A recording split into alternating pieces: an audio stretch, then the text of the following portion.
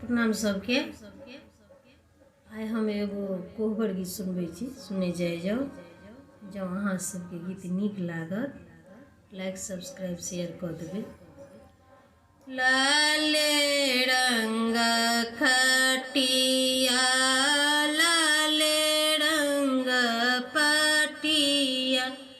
लाले रंग लागल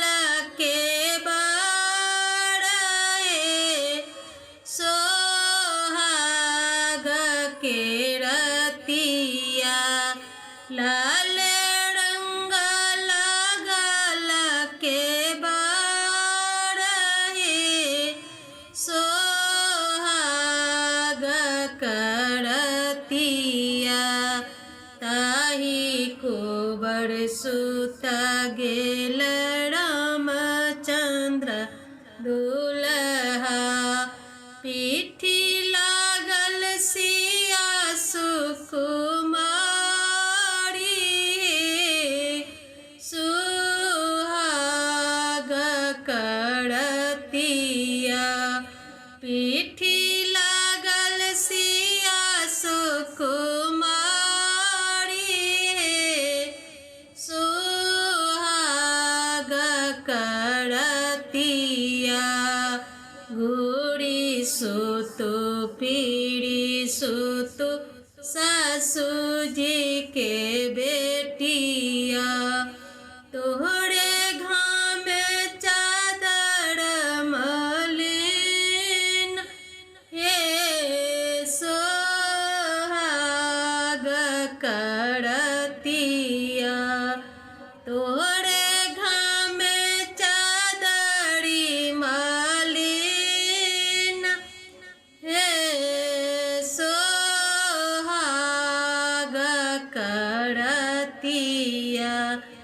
एता बाबा चना जाबे सुनलानी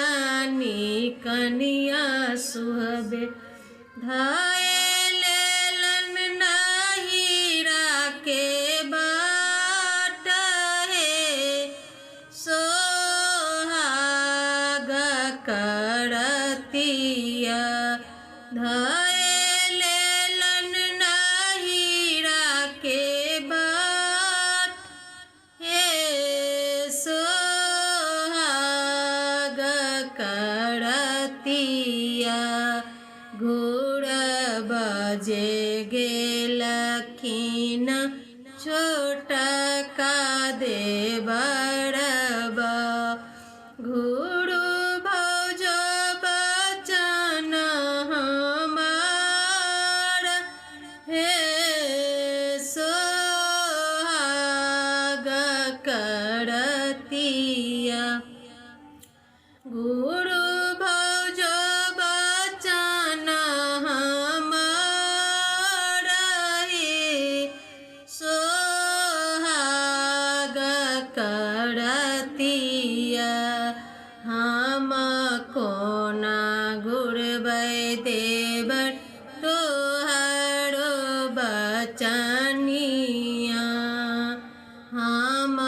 कोना घुरबै देवर तोहरो बचनिया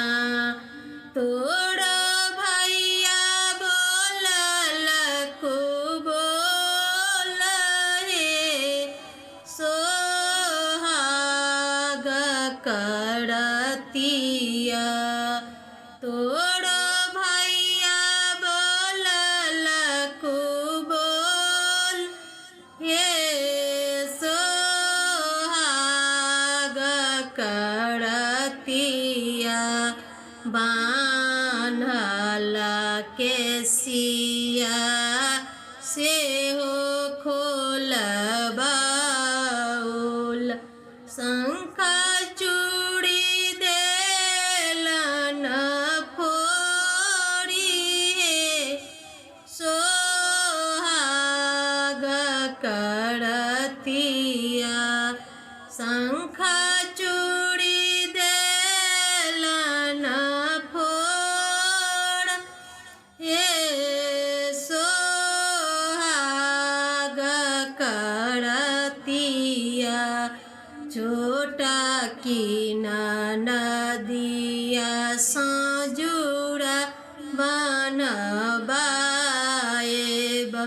शंखा चूड़ी देबा मंगबाई हे सोहाग करतिया शंखा चूड़ी देबा मंगबाई हे सोहाग करतिया जुगे जुगे जीवतु रामचंद्र दुल्हा सीता सुबह के बढ़न यही बात है सोहाग करतिया सीता सुबह के बढ़न वही बात है सोहाग करतिया लाल रंग खटिया लाल रंग